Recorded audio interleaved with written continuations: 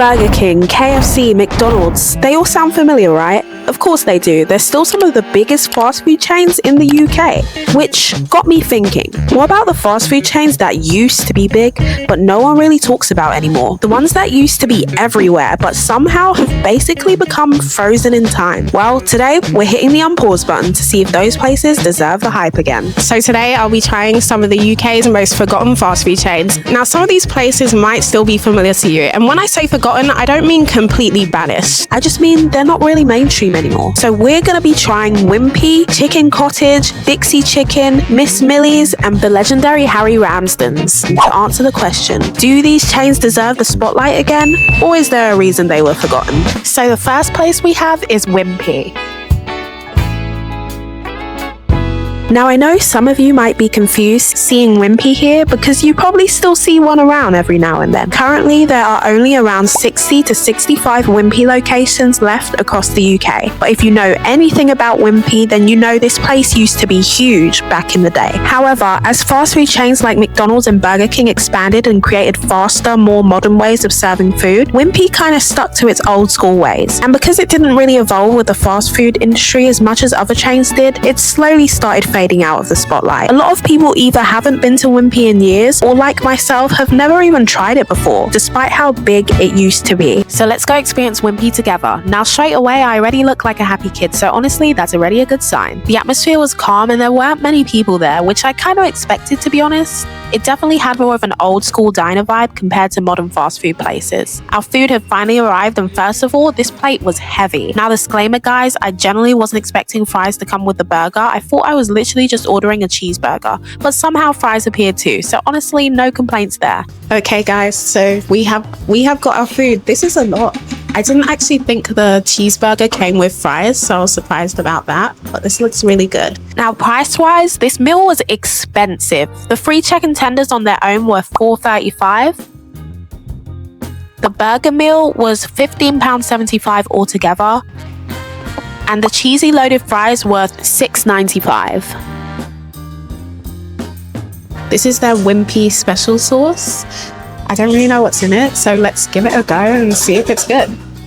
Overall, a pretty pricey meal, but I can't lie, first impressions, this looked moi. Now the Wimpy sauce is apparently a combination of mayonnaise, eggs and mustard. The sauce kind of reminds me of burger sauce. It kind of has that familiar taste, and it does look quite similar to burger sauce, so I'm not really that surprised. Let's give this a try. The cheesy loaded fries actually impressed me. I really liked that they added crispy onions because it gave them extra texture, and the chips themselves were crispy too. The cheese also wasn't overpowering, which I personally liked because it didn't feel too heavy to eat.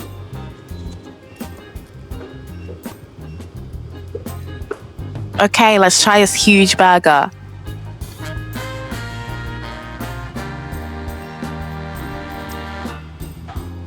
So firstly, I was not expecting the ketchup to just burst out like that, and yes, I know that sounds stupid because I literally pulled the stick out myself, but guys, I cannot eat a burger with a giant stick through it. I had to take it out. But wow, this burger was succulent, moist, and honestly just delicious. The toppings blended really well together, and the beef was cooked properly. Okay guys, so let's try the chicken strips with the sauce. I wasn't expecting much from the chicken tenders because it was literally just 3 tenders, but I was actually surprised. The breading was crispy and stayed together really well instead of falling apart everywhere. And the chicken itself was cooked properly too. I'd say the portion size was decent as well. For a kid's meal, chicken tenders and chips would definitely be enough, but for a full dinner, I'd probably recommend getting the 5-piece portion instead. The chips themselves were pretty similar to the loaded fries, which was a good thing because I actually enjoyed those. One thing I will say though is that I really wasn't expecting the portions to be this big, especially with the loaded fries. The burger bun is kind of falling apart. So let's try to finish it.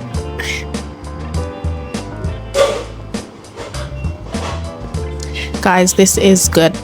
I really like that the loaded chips, they have onions on them.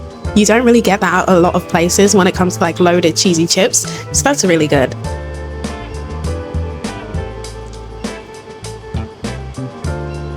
Okay, now while I finish this off, I get to enjoy this beautiful view because currently we are in Ashford, Kent. Now finally, is Wimpy comeback worthy? Absolutely!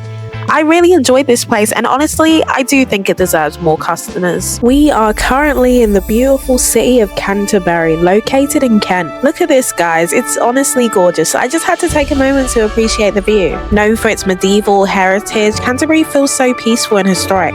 But not far from all of this beauty stands Miss Millie's. Next up is Miss Millie's. Miss Millie's started in Bristol back in 1988 and was founded by Harry Latham, the same man who helped bring the first ever KFC to the UK. Like KFC, Miss Millie's focused mainly on fried chicken, but competing with huge fast food brands was never easy. A lot of customers felt the food quality was really inconsistent. Sometimes it was good, other times not so much. And for a fast food chain, consistency is everything. People also felt it didn't really stand out compared to other chicken places, and many complained about the prices too. Because of that, Miss Millie's never became a huge nationwide favourite and slowly turned into one of those places where people just go, oh yeah, that still exists. So there's only one thing to do, try the place out for ourselves. So as we walked in there weren't that many people in here. I took a look at the menu, but one thing I will say is that I'm not sure how I feel about the setup. The ordering area is right at the front, but the main menu screen is all the way at the back. So unless you zoom in like I did, you can't really see it properly without awkwardly squeezing past people. But to be fair, if you use the self-checkout machines, the menu is right there anyway, so it's not too much of a problem. Guys, so got quite a big assortment, so there's a lot to pick from. So let's pick something good. So today we got Mexican fries, chicken fillet burger, which they call chicken in a bun, lol, and some churros. Since we've been waiting, as soon as we started ordering, a lot of people started coming in. So right now it's quite busy. So hopefully you guys can hear me. But let me show you guys what I got. So the Mexican fries were $4.99, which isn't terrible for the size. The chicken fillet burger was £4.30. Now firstly, I've never really been a fan of the wiggly type of chips. That's just what I call them. But honestly, these did not look that appealing to me. I took a bite and yeah, I immediately got that same feeling. It was cold, like very cold. It tasted like these fries had already been sitting there for ages and they were just like, yeah, they're still kind of warm. Hand them over. The chicken burger looked alright though. Decent size, crispy chicken inside, not too much mayo. I love mayo, but I let it slide. But all in all, I wasn't sure how I was feeling about this meal. Like, I really wanted to like this place. I don't know why, but I really wanted Miss Millie's to impress me. But it just wasn't giving.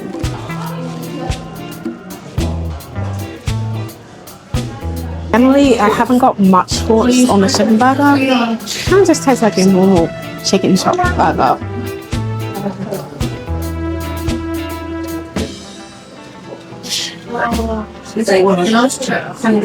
The churros were $3.89 and this looked good. Let's give these a try. Now, first thoughts, they kind of look a little bit like, I don't know how to explain it. I don't know, but they look a little bit pale. I honestly don't eat churros much, so I guess I wouldn't know. So I guess the only way we can find out is to try. So let's try. We got some chocolate sauce with them, so of course I had to try them immediately. But when I bit into them, they were a little tough. I'm assuming good churros are meant to be softer than that. The chocolate sauce itself was nice though.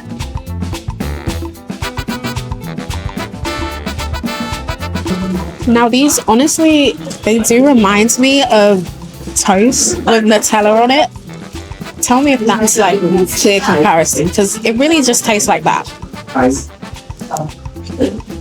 I kept going back to the fries, hoping maybe extra bites would somehow change my opinion, because sometimes that can actually happen. But no, the fries weren't good, the burger was okay, nothing really wowed me. Now, one of the reasons why I'm not surprised there's so many people here is because this chain opened newly in 2025, which was last year. So it hasn't even been up to a year yet. So I'm honestly not surprised. So do I think Miss Millie's is comeback worthy? Honestly, not really. I'm not going to say absolutely not. I definitely think there's a lot of areas for improvement.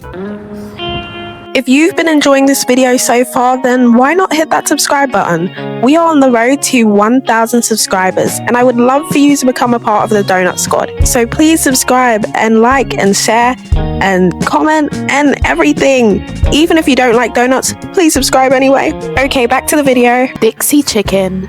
Now we have Dixie Chicken. While editing this video, I didn't know most of this stuff either. Dixie Chicken was established back in 1986, and for years it was actually a really popular local fried chicken chain that loads of people used to go to. But over time, the brand started getting a lot of complaints about the quality of the food, especially the chicken itself. Many customers described it as overly greasy, unhealthy, and just really low quality. There was also a lot of complaints about hygiene and the condition of some of the chains.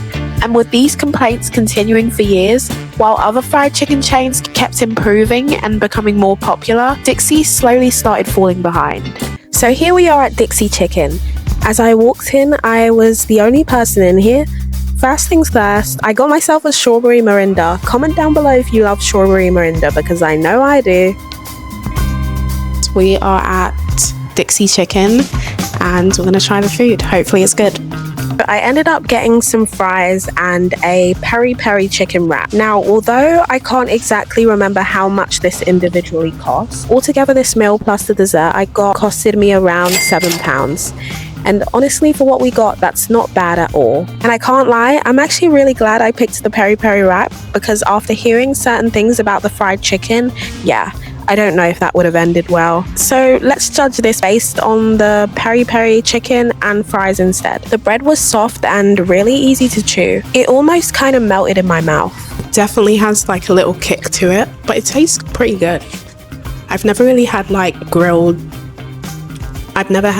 grilled chicken type of wrap before, so I'm enjoying it. The chicken was seasoned well, there was enough sauce throughout the whole wrap, and there wasn't any random dry spots with no sauce. It also had some lettuce inside, which gave it a bit of freshness too. Now the fries tasted like McDonald's fries, but without the salt, which I really appreciated.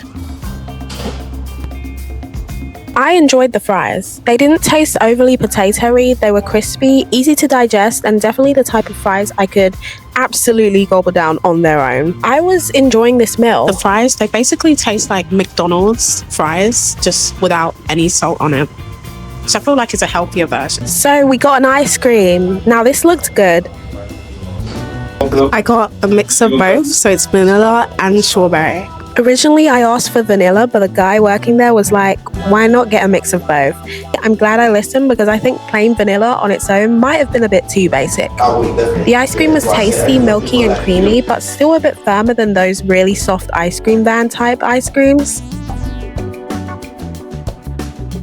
So finally, is Dixie Chicken comeback worthy? Yes, to an extent. If I was judging purely based on the peri-peri wrap and the fries and the ice cream, I'd say yes. But at the same time, after hearing some of the hygiene concerns and things people have said about other parts of the menu, I definitely think there are still improvements they need to make. We have officially made it to our fourth chain, Chicken Cottage.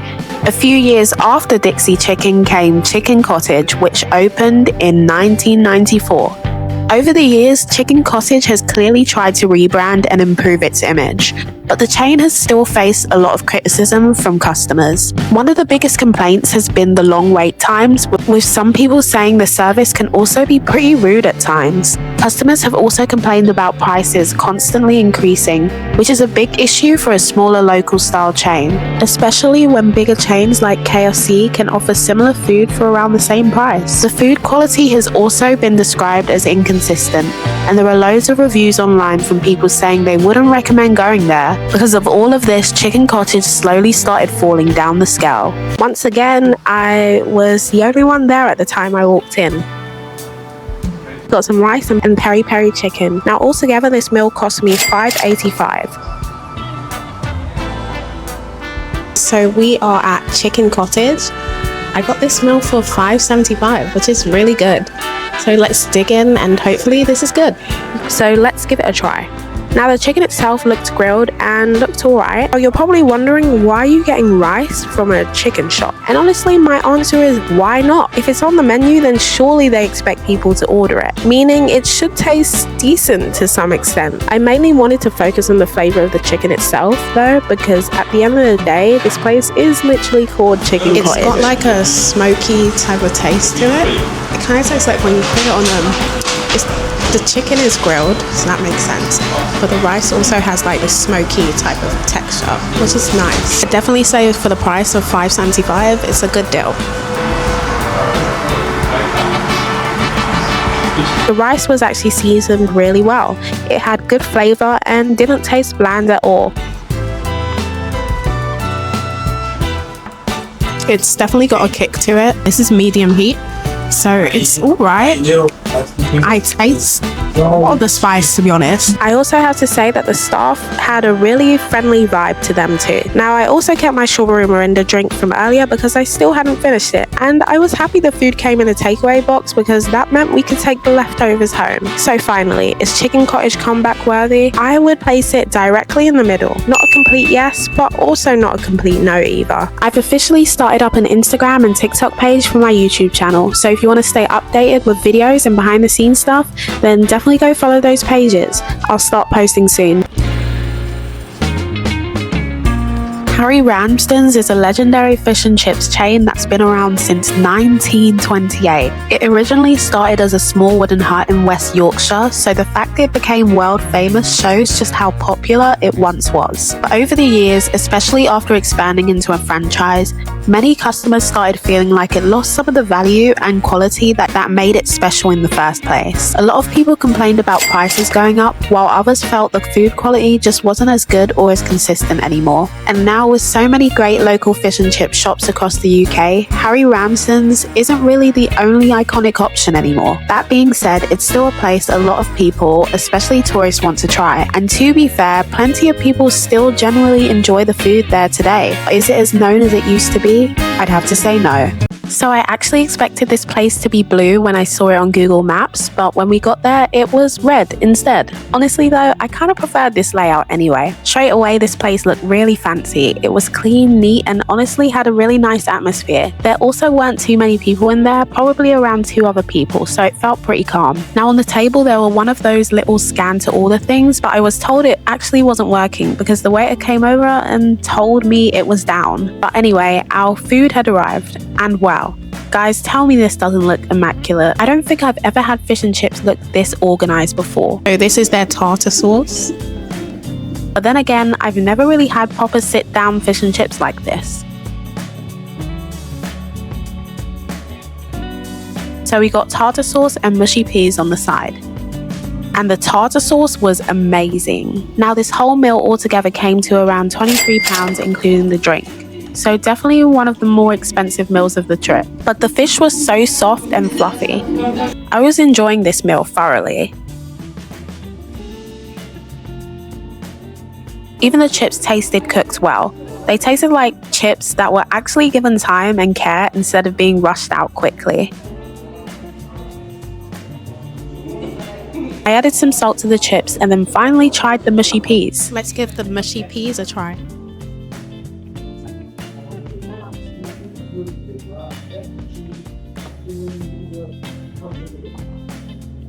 Now, I have to be honest, I was uncertain about this, but wow, I actually loved it.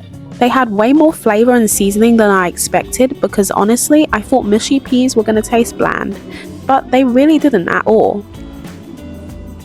It honestly just tastes like mashed potatoes. It's got seasoning to it. The fish itself was cooked so perfectly that it literally just fell apart effortlessly. I tried some chips with the mushy peas too, and great combination, no regrets.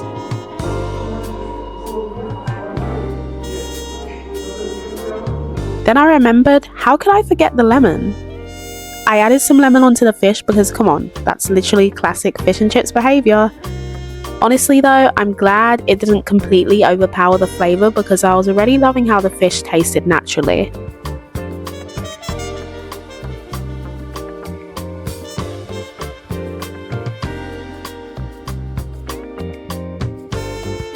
The breading was crispy, light, tasty, and cooked to perfection.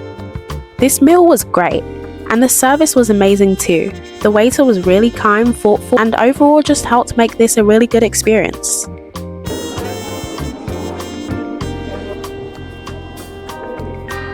So do I think Harry Ramsden's is comeback worthy? I mean, is that even a question? Of course! And finally, to end off my London trip, I stopped by a local shop and picked up a few little keychains. And I'm really glad I did, because this whole trip ended up being such a fun experience. Alright guys, so you made it to the end of the video. Thank you guys so much for watching. Make sure you subscribe, like, and share this video. If you would like a pink sprinkly donut like the one I'm holding right now, then please subscribe. And I'll see you in my next video. Bye!